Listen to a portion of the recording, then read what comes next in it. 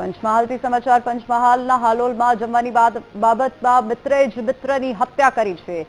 માસવાડ જીઆઈડીસીના Ayesha agro નામની ફેક્ટરીમાં બંને મિત્રો કામ કરતા હતા. મૂળ બિહારના વતની ગપ્પુ કુમાર યાદવ અને સરોજ શાહ બંને ફેક્ટરીમાં સાથે કામ કરતા હતા અને રૂમમાં પણ સાથે જ રહેતા હતા. ગત 16 તારીખે રાત્રે જમવાને લઈને બંને વચ્ચે વિવાદ થયો. જમવા માટે બનાવેલા ભાતને લઈને બંને વચ્ચે બોલાચાલી ઉગ્ર થઈ હતી, જેમાં ગપ્પુ કુમાર યાદવે આવેશમાં આવીને સરોજ શાહના માથા પર દંડો મારી દીધો.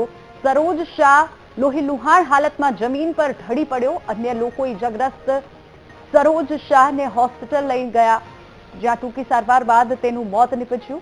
સ્થાનિક પોલીસે હત્યાનો ગુનો નોંધીને આરોપી ગપ્પુ કુમાર યાદવને પકડી પાડ્યો છે.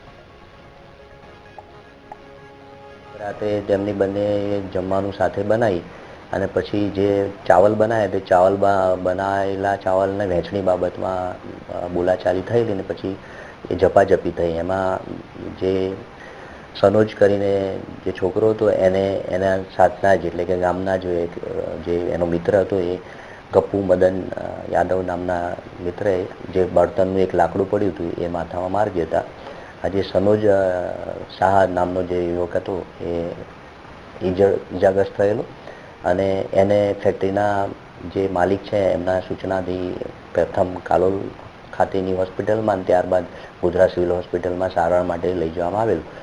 એ દરમિયાન તેનું મૃત્યુ થતાં આજરોજ જે ફેક્ટરીના માલિક છે એમની ફરિયાદ લઈ અને હારોલ રૂરલ પોલીસ સ્ટેશનમાં ખૂનનો ગુનો નોંધવામાં આવેલો છે.